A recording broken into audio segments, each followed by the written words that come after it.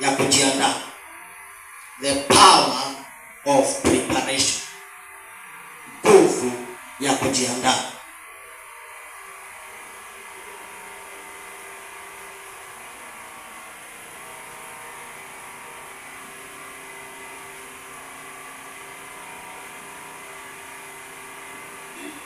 Nguvu ya maandalizi.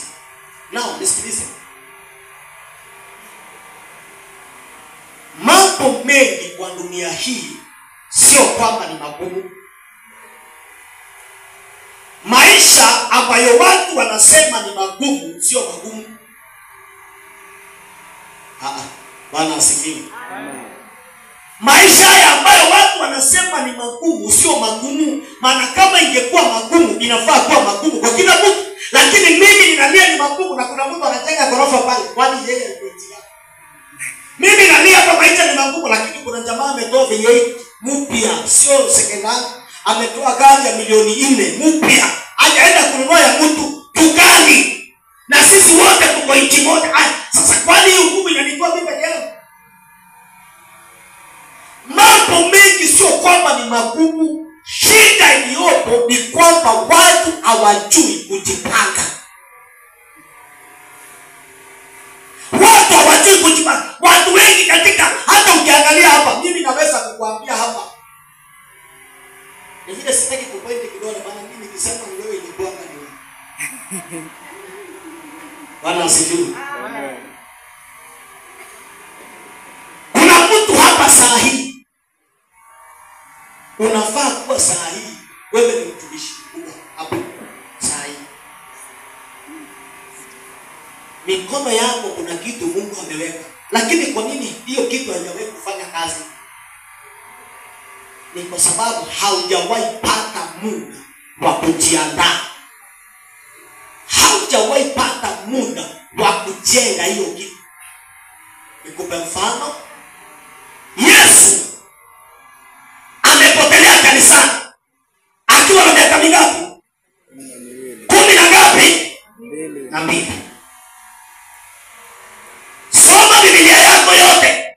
Hakuna mahali kwingine Yesu anatajwa. Hakuna. Mara nyingine Yesu anatajwa akiwa anabatizwa. Hallelujah. Hallelujah. So Yesu ametajwa akiwa amepotelea kanisani. Wapi? Amepotelea wapi? Kanisani. Umeona jamaa ameanza kujiandaa akiwa na miaka 12. Ameanza kujiandaa. Anajua mahali anastahili kuwa. Amepotelea kanisani akiwa na miaka 12.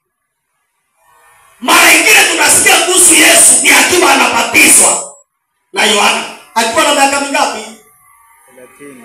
Akiwa na miaka mingapi? 30.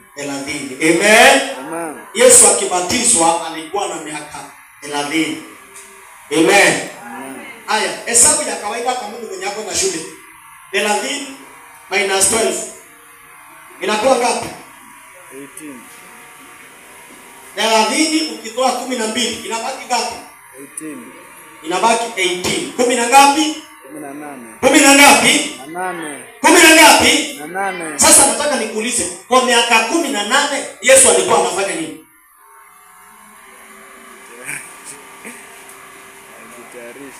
Kwa miaka 18 hatusikia akihubiri, hatusikia akiombea watu, hatusikia mahali popote akitoa mapepo. Miaka 18 Yesu amenyamaza tu, ametulia. Anafanya nini? Anajiandaa. Ndio maana ilikuwa rahisi kwa Yesu kufanya huduma miaka 3.5 na kila kitu kikakamilika. Why? Kuna nguvu ya maandalizi. Kama ni kuomba ameomba, kama ni kufunga amefunga, kama ni yani kila kitu ameweka pamoja. Sasa akitoka anatoka akiwa mtu amekamilika. Shida ya Wakristo wa siku hizi akiongea kwa dini tu, yeye amekuwa nabii.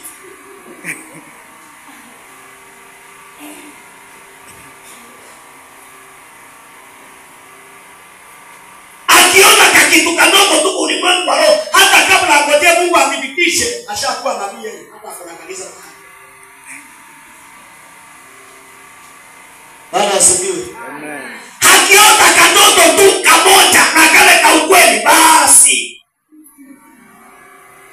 huyo amekuwa mwombezi tayari. Na sasa kwa sababu mapepo yanajua, kwa sababu shetani anajua, akija anapima. Ndio maana unaona Yesu baada ya kumaliza siku 40 za kufunga na kuomba, shetani akaja kujua. Nione kama umejiandaa ndugu. Ninajua umekuja kuokoa ulimwengu, lakini wacha nione umejiandaaje. Umejiandaaje bwana? Ninajua umeomba, lakini umejiandaaje? Siku 40 umefunga, sawa, lakini umejiandaaje? Badilisha mawe haya yawe mkate. Yesu akamwambia, mwili wangu haufanyi kazi tena. Hauwezi ukafunga siku 40 na mwili ukawa unahitaji kati. Hauwezi. Si nyinyi mliona wale watu walikuwa wanatolewa shakaona hapa? Kuna Mungu alikuwa na nguvu ya kukula. Amen. Yesu akamwambia, mwili haufanyi tena. Mimi siishi kwa mkate, bali naishi kwa neno la Bwana. Haleluya. Kwa sababu gani? Amejiandaa. Unaona hata hii kukujabuta ile tunakemea ni kwa sababu hatujajiandaa. Niambie mahali Yesu alikemea pepo. Alimwambia tu imeandikwa. Na shetani akaenda. Wewe umekemea mwaka wa kwanza, umekemea wa pili, umekemea bado unaendelea kukemea. Hautajiandaa. Haleluya. Amen. Wale wa kunisaidia tafadhali, watoto wanaweza simama, watoto wanaweza kuinua, watu wazima wakae. Huko msima asisimame wakati hapo watu wanakuja. So watoto wanaweza kaa kwa viti vya nyuma, watu wazima wakae.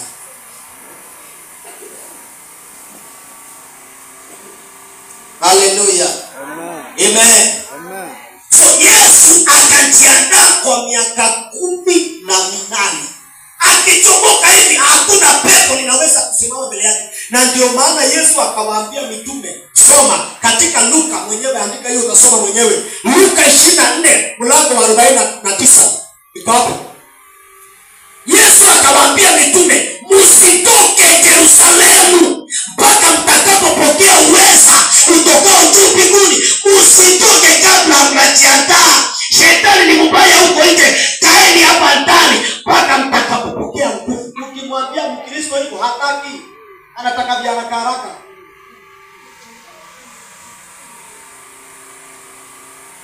Ambia dada, ni kweli una nguvu ya Mungu, lakini pia uko na hasira. Ni kweli wewe ni nabii, lakini uko na umbea. Sasa kweli ngoja kwanza Mungu amalizane na hii umbea, alafu nabii utafanya kazi. Haleluya. Wewe kweli ni mwinjilisti, lakini una hasira, unaungiliaje watu? Sasa tulia kwanza, Bwana amalizane na hii kitu. Akishamalizana naye utachomoka sasa ukiwa tayari kumsaidia mtu mwingine. Haleluya. Watu wengi hawataki kuandaliwa, hawataki kujiandaa, hawataki kukaa chini wafundishwe.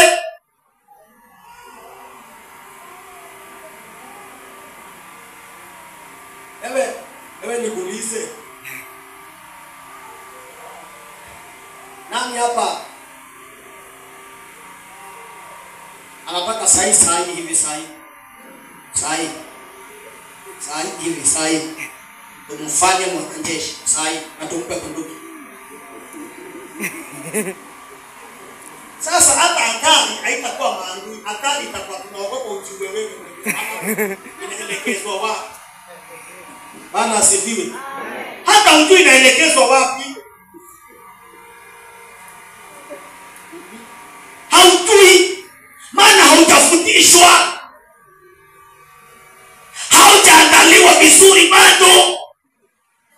Ndio maana mtu akijiunga kwa jeshi anaambiwa kuna kitu inaitwa anaenda kutolewa ushamba. Bwana asifiwe.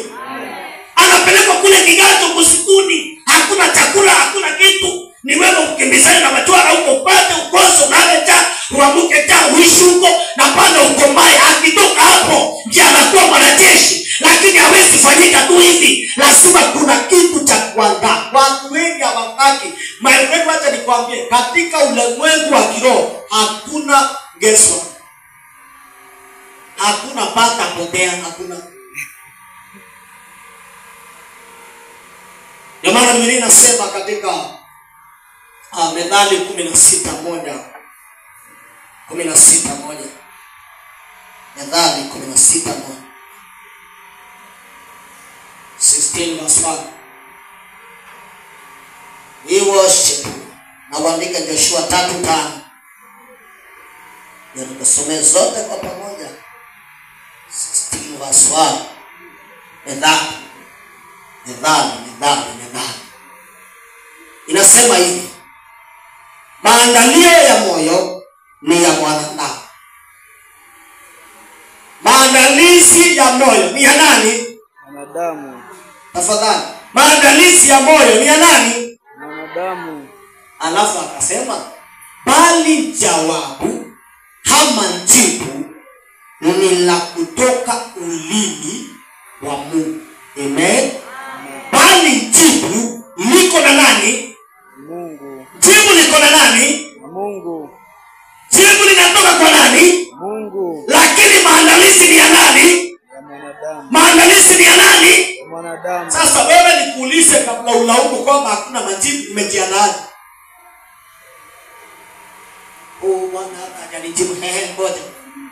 Biblia imesema maandalizi ya moyo ni ya mwanadamu, lakini majibu ni ya Mungu.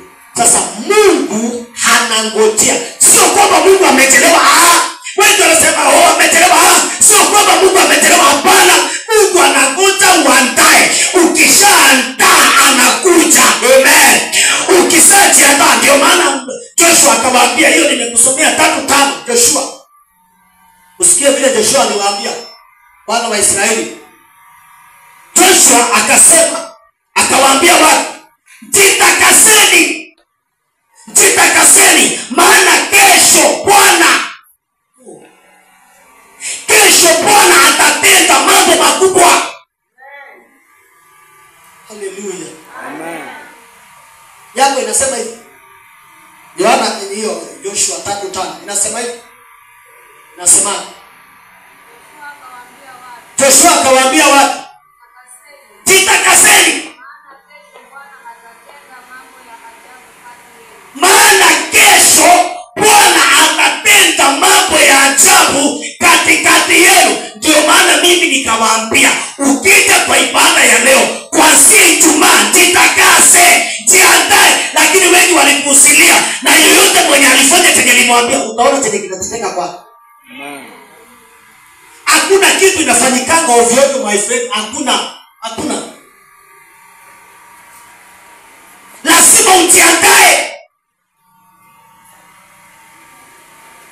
Joshua akamwambia watu, jitakaseni, maana kesho wanajiandaa kumpokea Mungu, wanajiandaa kupokea, wanajiandaa kukutana na Mungu. Joshua akamwambia, jitakaseni, maana kesho masaa kama haya Bwana atatenda mambo ya ajabu. Lakini kwa sababu Joshua anamjua Mungu, anajua Mungu ni mtakatifu, anajua Mungu ni mtakatifu, anajua Mungu ni mtakatifu wa watakatifu, akamwambia, jitakaseni, huyu anayekuja ni mtakatifu. So ili akae na mimi, lazima mjitakase, lazima mjiandae. Lakini ukiambia kanisa hivyo halitaki. Ndio maana mtu atasaidia kanisani hakuna muujiza, atasaidia kanisani hakuna baraka. Kwa sababu gani? Hautajiandaa.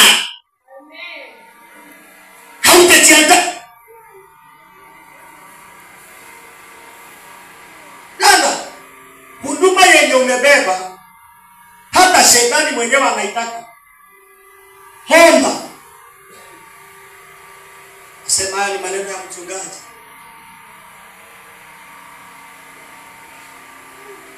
Unakuja unalipuka hapa kwa ibada, unalipuka. Alafu kuanzia Jumatatu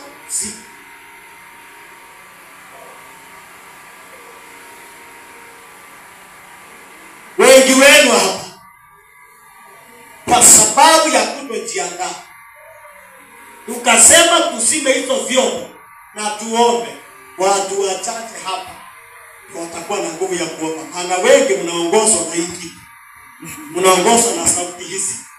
Amen. Wengi mnaongozwa na hiki. Huwezi omba kwa peke yako, huwezi.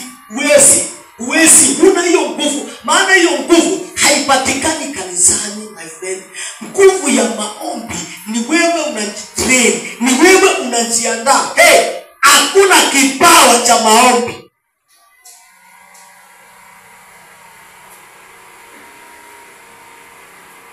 Bwana asifiwe. Amen. Na nikwambie kitu, kwa mtu ambaye kama mimi ambaye nimeomba kwa muda mrefu, naweza kukuambia hapa bila kukuficha, maombi ni magumu. Maombi ni magumu. Na ukiona maombi sio magumu kwa bado utaanza kuomba.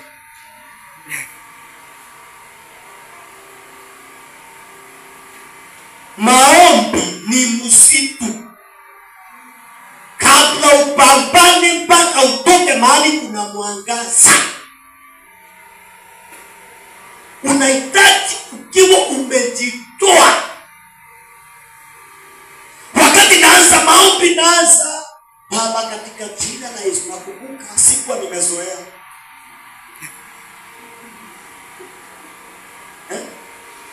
Unajua na wafundishanga usipofaidika na mimi nakwambianga tu kweli. Amen. Amen. Na unajua mwili ni mwili. Mwili ni mwili. Ni kama vile mimi hata nikiona pilipili wacha kukula, nikiona ikiwa pale nasikia kuwasha. Na kuna mtu anakula hata hivyo kwa chakula, anakula ikiwa hivyo tu na yuko sawa. Maana ameuzoesha mwili wake mpaka usikie uchungu. Sasa mimi nikienda kushindana na yeye,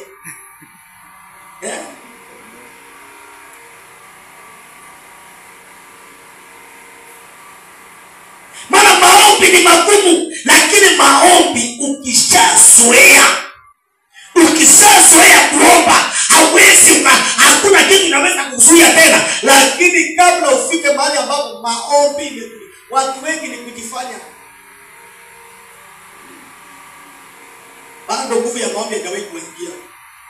Ndio maana unaona maombi yako ni kanisani peke yake. Na ni kanisani peke yake kwa sababu kuna watu wengi. Na kuna vyombo. Na kuna mtu mwenye anaweza kuongoza maombi. Hizo vitu zikikosekana, na wewe maombi hakuna. Bwana asifiwe. Amen. Wakati naanza kuomba, naamka asubuhi, Baba katika jina la Yesu, wewe ndiye Mungu. Hakuna kama wewe. Nalala nasema amen saa 12.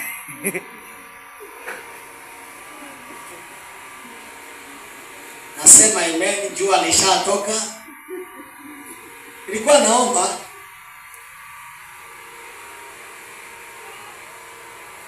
nikianza tu hivyo ndivyo maombi itaishaka hivyo. Kama nilikuwa nimepiga magoti, hivyo ndivyo nitaenda hivyo mpaka baadaye. Kwa sababu maombi sio kitu rahisi. Wacha nikwambie, maombi ni kama vile mwanajeshi.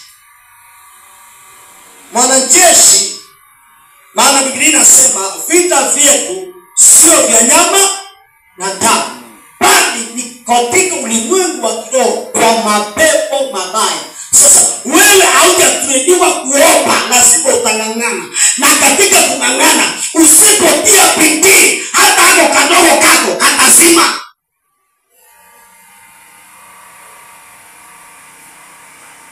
Bwana asifiwe. Amen. Amen. Amen. Unajiandaje? Mimi nikaja nikajua katika maisha yangu Nikitoka kazini nimetoka. Nikitoka kazini nimetoka. Nikija nikule mahali nitalala ni hapo. Iwe ni kwa kiti. Kama nimeenda bedroom sawa. Lakini mahali nitakaa tu ndio hivyo. Nikaja nikagundua. Wacha nikufundishe hiki. Nikaja nikagundua mimi niko mdhaifu sana nikitoka kazini. Na ilikuwa inanihukumu sana kwa sababu siwezi kuomba. Lakini nikajiuliza, na yule mtu mwenye yeye ni watchman anaomba sana. Nikakuja nikapata mtu akanifundisha kama vile ninavyokufundisha kwamba hakunaga masaa ya maombi. Hakunaga yenye inaitangwa eti haya ni masaa ya maombi, hakuna. Masaa ya maombi ni yale umepanga wewe mwenyewe. Amen. Nikakuja kugundua mimi nikifika kwa nyumba tu ni kulala. Lakini nikilala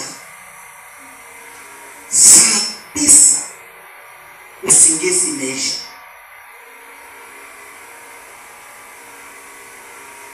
Usingizi imeisha. Nikasema hapa sasa ninatumia nafasi yenye inapatikana. Ninatumia nafasi yenye inapatikana. Sasa saa 9 kamili nimeamka.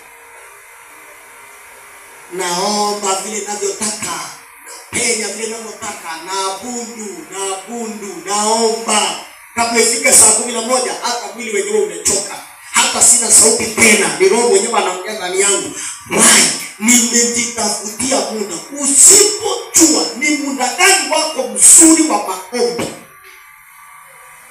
ni wakati gani ambao mwili wako unaweza kustahimili maombi, ni wakati gani unaweza kuomba bila kung'ang'ana. Usijaribu kulazimisha vitu bila kushinda. Mimi nilikuwa najaribu kulazimisha kuomba nikitoka kazini na lalaka kwa maombi. Nikianza hivi nalala. Nasema amen na saa ya baadaye. Lazima ukae chini. Nene kama unataka Mungu akutumie, kama unataka chochote kutoka kwa Mungu, lazima ujiandae. Lazima ujikusanye, ujiambie, okay, mimi nikitoka kazini nimechoka, haya sawa. Lakini nikiamka asubuhi na amkana nikiwa na nguvu. Na wakati niko na nguvu ndio wakati wangu wa kuomba. Nilikuwa na tuleni watu wengine, nikawaambia wale ambao umeolewa na uko kwa ndoa na uko kazini, mchana kile saa ambao hakuna mtu, tengeneza lisaa lako la maombi, tengeneza muda wako wa kumtafuta Mungu. Wewe hautaki kujiandaa, hautaki kufanya chochote cha roho, lakini unataka Mungu. Na akichelewa unaama. Mimi nimekuja kuambia hama tayari. Bwana asifiwe. Amen. Hama tayari kabla kusema kwa heri, wewe nenda tu. Maana hakuna. Wataka Mungu akubariki, lazima ujiandae. Wataka Mungu akutumie, lazima ujiandae. Wataka kuonekana na Mungu, lazima ujiandae. Wataka Bwana akae kwako, lazima ujiandae. Wataka miujiza, lazima ujiandae. Wataka nguvu, lazima ujiandae. Wataka kujazwa, lazima ujiandae. Wataka Bwana, lazima ujiandae. Wataka nguvu za Mungu, lazima ujiandae. Enda huko kwa wachawi usikie. Enda huko. Nilikuwa naongea na mmoja akaniambia, ili upate nafasi ya kukutanishwa na yule mwenye anakuja kukupa nguvu, lazima ukae kwa room yenye haina madirisha,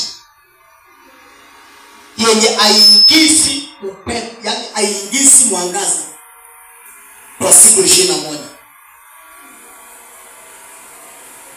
Uko hapo tu unangojea. Mwambie Mkristo afunge siku 3. Umeleta maandamano tayari.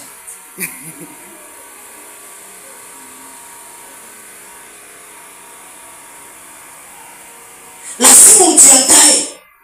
Biblia inasema maandalizi ya moyo ni ya mwanadamu, alafu jibu ni la Mungu. Jibu ni la Mungu. Wewe wataka jibu na hujajiandaa. Wewe nikuulize, wale wa mama wote mwenye umewahi kupata mtoto, uko na mtoto, wakati ulikuwa na ujauzito miezi 6-7, hizo nguo ulikuwa unaenda kununulia nani? Hizo nguo ulikuwa unaenda ukipita hapo ukiona hivi unanunua. Wapeleka wapi na mtoto bado?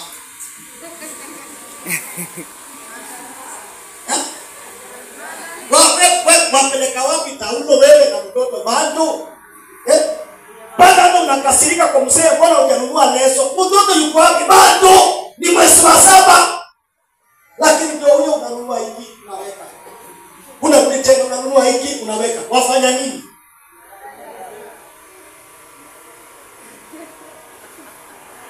Alafu unataka Mungu akubariki tu hivyo, hautajiandaa, haujaomba, hautajua hata kusamehe, haujajua hata hasira haijakuachia, haujajiandaa, haujatulia katika ulimwengu wa kiroho. Wataka Mungu tu akutumie. Huyo mtoto Mungu ataweka wapi? Huyo mtoto atashikwa na nini?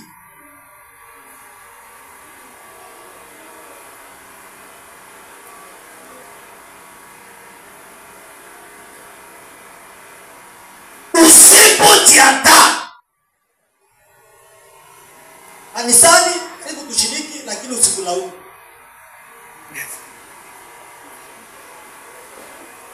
Bwana asifiwe.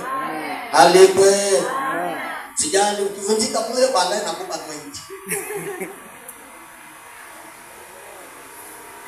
Usipojiandaa vizuri, ukusanye maisha yako. Kama ni kuokoka, okoka. Kama ni kumjua Mungu, mjue Mungu. Wachana na maneno ya watu, wachana kufuatana maneno ya watu, wachana na maisha ya watu. Tafuta Mungu, jiandae, jikusanye vizuri.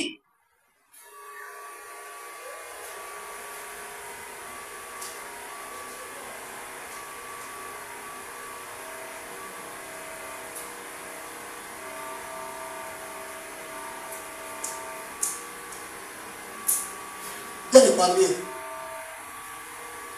chochote chenye kimengarakiwa,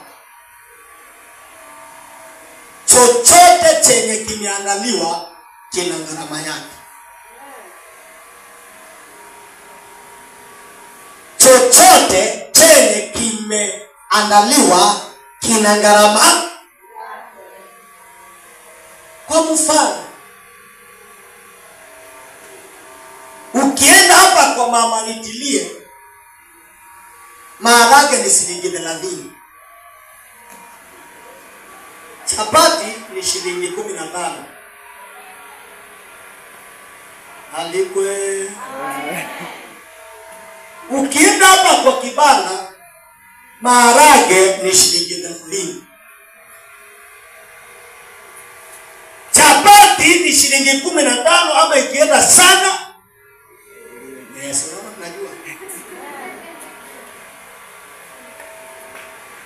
ni 20. Kwa sababu gani? Ile maharage ilipikwa usiku ikawekwa, so asubuhi imelauka kuchemshwa tu na neema inatawala. Ile chapati imefanya kupitishwa tu, maana mpaka magasto kuwapata kila akija apate, so inafanya kupitwa, bora imeandaliwa, imekuwa chapati imewekwa. Ukienda kwa hizo hoteli nzuri, mahali ambapo chapati imeandaliwa ikaandaliwa vizuri, mahali ambapo maharage imepikwa ikapikika, chapati ni 70. Emwe moja. Nilienda mahali. Wacha nitoe ushamba ndio nimalize. Nilienda mahali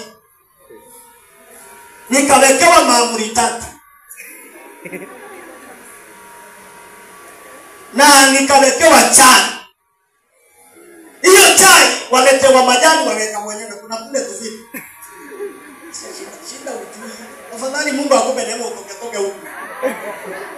Na kuambia uende ukakule huko town bwana, usikae hapa. Haleluya.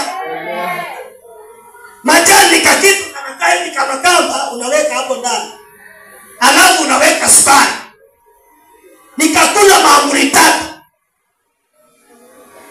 Na mwenzangu akakula sausage. Na nini ile nyingine? Na akakula sambusa 3. Alafu nini nyingine? Na akakunywa juice nini? Tamarisk nini? Wacha kuletea mbili.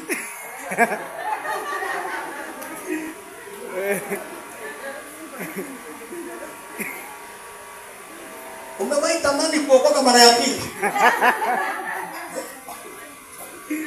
Umwambie Yesu, nimekosea kuja huku nisamehe. Bili ikiandikwa ilikuwa 1,000 na shilingi 70. Mpaka nikamuuliza, "Twalipia ya wiki mzima ama tunalipa leo peke yake?"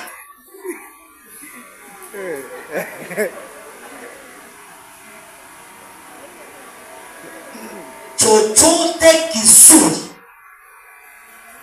chochote kilichoandaliwa na gharama yake. Msichana wangu wataka mwanamume mzuri, jiandae. Watakao wakupita pita huko mangweni, wewe jiachilie tu. Yeyote atapita na wewe.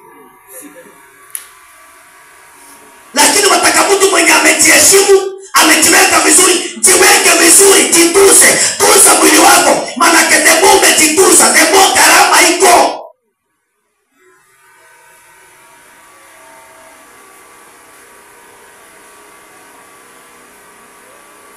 Wataka ndoa nzuri, hautajiandaa. Kila mtu akisema I love you unaanguka nayo.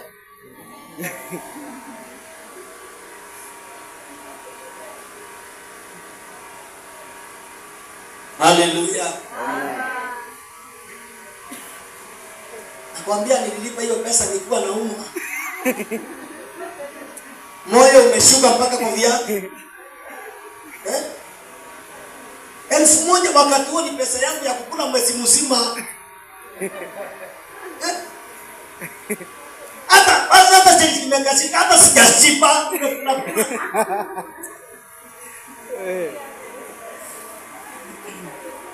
Bwana asifiwe. Na ningekuja huku kwa mama nitilie, ningepika chapati zangu 4 na maharage na 100 imetosha na nimeshiba. Ningekula mseto wa 50 na neema inatosha. Haleluya. Nayo ni kulingana vile imeandaliwa.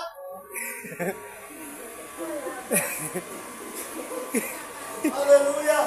Amen. Inalingana vile imeandaliwa. Wewe wataka upate upako kama wenye niko nao, umejiandaa. Wataka Mungu akutumie mpaka hata unaomba kwa maombi, wala nataka unitumie kama babangu, umejiandaa. Bado unakuja kusamehe wewe? Wewe kakitu kadogo tu umekwasika wiki 3 uombi. Kakitu kadogo tu umekutoa kanisani. Kakitu kadogo tu umesema nimeacha. Maana haujajiandaa. Haleluya. Haujajiandaa. Mungu akamwambia Joshua, waambie watu wa Israeli wajitakase. Wewe ungekuwa mtoto mzuri, ungenipigia simu na kuna mtu alinipigia simu. Ungekuwa mtoto mzuri, ungejiuliza, "Baba, na nini nimesema tujitakase kwa njia hii?"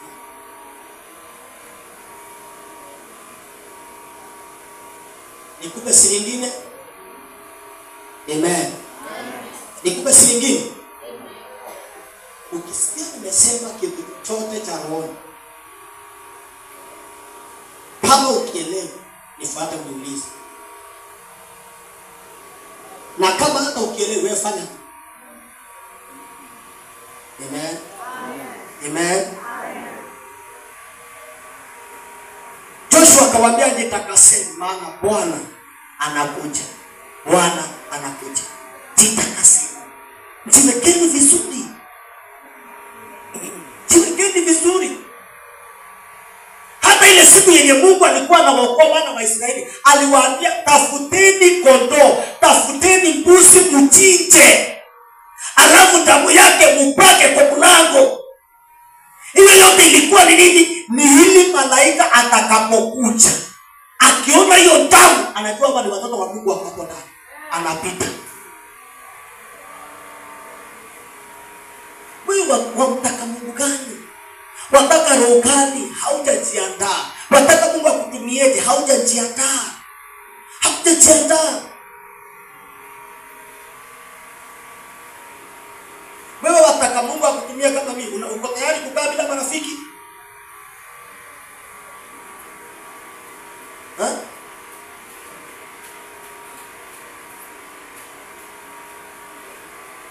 Yule mwenye anataka nguvu ya Mungu ndio mkono. Uko tayari kutengwa? Uko tayari kutengwa? Uko tayari kupigwa vita? Na wenye wanakupiga vita ni wale wenye umeokoka na wao. Utapigwa vita na wachawi. Kwanza wenye watakupiga ni wenye wako hapo karibu na wewe.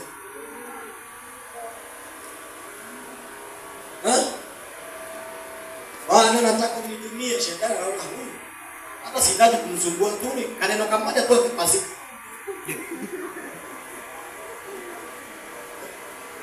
Kaneno kadogo tu amekwasika wiki tatu za nguvu aombe.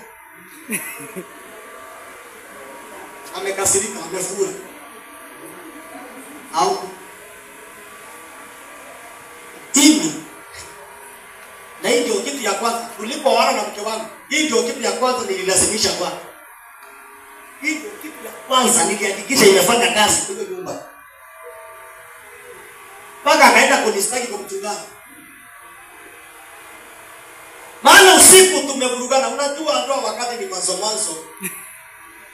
Niliwaambia sisi ni watu, si kufikiria kwa sababu ni mchungaji ni malaika. Bwana asifiwe. Amen. Chenye kinanikuta, kinakukuta huko ndio kinanikuta mimi. Ila mimi niko na nguvu ya kushinda. Amen. Tunavurugana, tunaambiana kwenda. Mmoja analala bedroom, mwingine table room. Na tumeokoka Yesu ni Bwana. Sasa chenye kilikuwa kinamuuma mpaka akaenda kunistaki. Tumekorofishana mpaka hata amelala chakula. Na mimi nimelala hivyo. Chakula imebaki hapo mezani. Lakini saa 9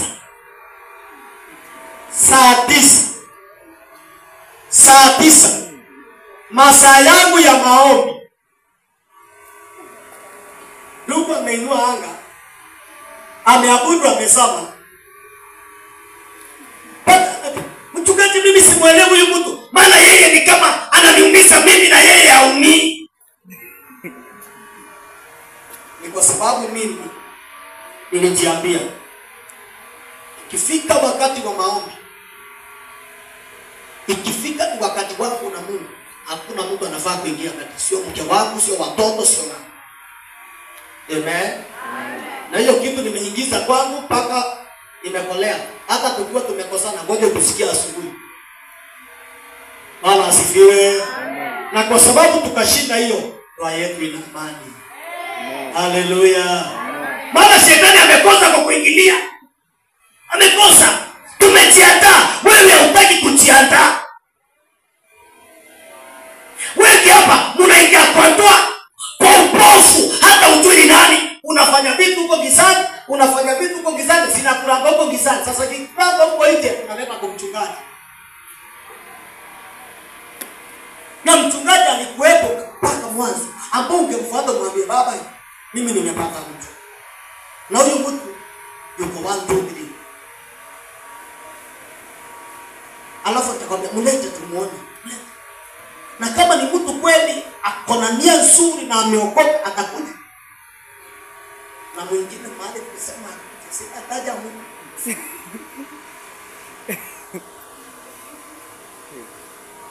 Na akasema hivi ni kuoe, lazima nilale na wewe kwanza. Na kwa sababu wewe ni kipofu na yeye ni kipofu, unaingia kwa mtego. Kwa mapenzi usiyoyajua, kwa mtu usiyemjua. Sasa uko kwa mtego, umenaswa vizuri, mimba uko nayo na umejua ameoa. Sasa ujui hata unaanza wapi. Bwana asifiwe. Amen. Lakini kama ungejiandaa vizuri, na uweke mipaka yako. Iwapo kuna mtu anataka kesi ni mahitaji yangu, kwanza niokoka, pili twende kwa mchungaji, tatu kila kitu kifanywe wazi ujue. Lakini wewe una ujasiri huo. I love you. Haya. Nenda ndio ujue mapenzi sio vile unafikiria. Nenda wewe umpende Muislamu. Bwana asifiwe. Ndio ujue wewe mapenzi sio mapenzi vile unafikiria. Nenda sasa hiyo umpende Muislamu. Hapo Muislamu akupende. Kitu cha kwanza lazima usilimu. Na usiposilimu anakuacha na mapenzi yako. Kwa Kristo kuto unasema haya, hata kama ni mlevi nitaenda kuliombea mbele. Nenda ndani. Nenda. Bwana asifiwe. Amen. Jiandae, jiwekee viwango vyako.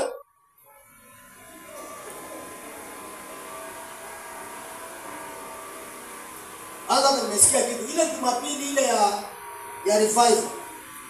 Tukifunga hii, si ile nyingine ya revival. Nakuwa na revival ya siku 3 hapa. Amen. Na hizo siku 3 tutakuwa tumefunga.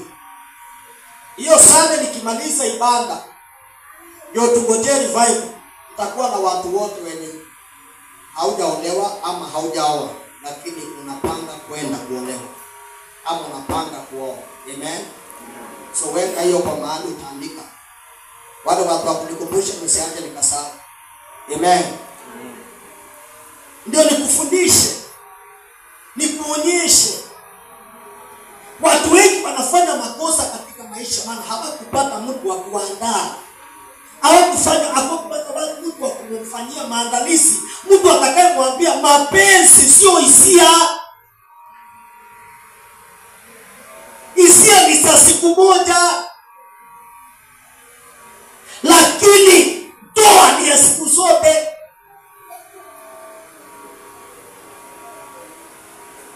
Amen. Amen. Jiandae. Nilikwambia leo ni siku ya kujiunganisha na madhabahu. Umejiandaa? Andaa moyo wako. Tayarisha wako. Andaa moyo wako. Roho wa Mungu hawezi akapita mahali ambapo kumejazana. Tayarisha moyo wako. Tubu mahali kunahitaji kutubu. Muhusishe mchungaji mahali panastahili kuhusisha. Mwambie mchungaji, mimi nimejaribu hii kitu kuacha lakini imeshindikana. Mchungaji atakuonyesha njia ya kuchomoka. Bwana asifiwe. Maandalizi ni ya mwanadamu, lakini jibu ni la Mungu. Amen. Maandalizi ni ya mwanadamu, kila jibu linatoka kwa Mungu.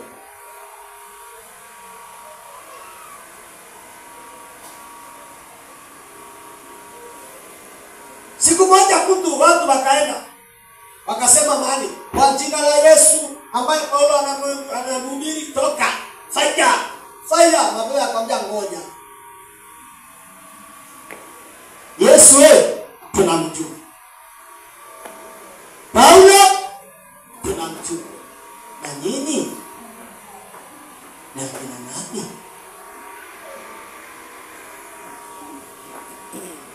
Nyinyi ni akina nani?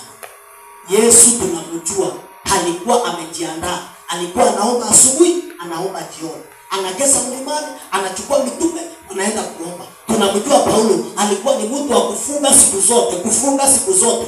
Paulo ndio mtu ambaye alikuwa amepewa kipawa cha kuongea na ndimi kupita mtu yoyote. So Paulo tunamjua. Na nini ni akina nani?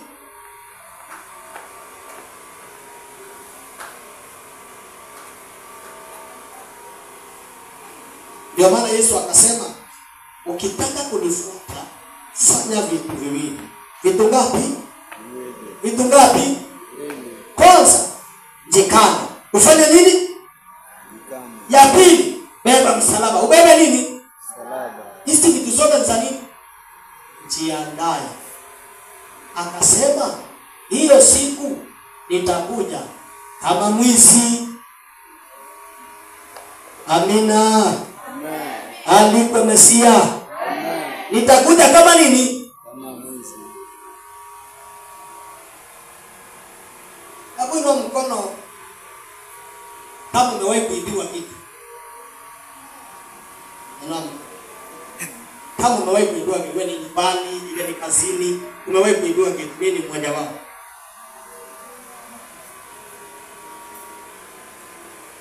Hiyo siku walikuwa wamekupigia simu wakwambia baadaye tunakuja. Wakwambia saa 8 hivi tutapigia tuchukue hiyo TV. Hata ingekuwa ni wewe, si ungeenda kutafuta polisi? Lakini kwa nini uliubiwa? Kwa sababu huko unajua. Amen. Haleluya. Amen. Kwa sababu huko unajua. Ndio maana Yesu akasema nitakuja kama mwizi. Maana gani? Jiandae, jiweke tayari wakati wowote. Weka bidhaa zako zote za kusafiri mahali pamoja. Amen. Ndio maana hiyo siku itakuwa ni kulia na kusaka meno. Maana kuna mtu alikuwa amesema, mimi leo nafanya usherati ya mwisho, kesho naokoka. Yesu akakuja. Kuna mtu amejambia leo mimi naiba kabisa, lakini sitafanya tena. Kumbe hiyo katikati ya kufanya, Yesu atatokea. Amen. Wataka Mungu akutumie, jiandae. Wataka Mungu akubariki, jiandae. Wataka Mungu akuje kwa maisha yako, jiandae. Wataka kuona Mungu kwa maisha yako, jiandae. Wataka kuona amani kwa ndoa yako, jiandae. Wataka nguvu za Mungu, jiandae. Pasipo maandalizi utasunguka kila mahali. Kuna wengine sasa wamewekewa gari pale Alaska. Wanabebwa na inawakujia pale bus speed. Sinawachukua pale Alaska, sinawapeleka Kavweni. Kila Jumapili asubuhi. Lakini wakienda ni wale jana leo. Kwa sababu hakuna mtu, na kuambia tena, hakuna mtu dunia hii aliye na nguvu ya kubadilisha maisha yako. Aliye na nguvu ya kubadilisha maisha yako ni wewe mwenyewe. Ukijiandaa wewe, Mungu atakuja. Ukijiandaa wewe.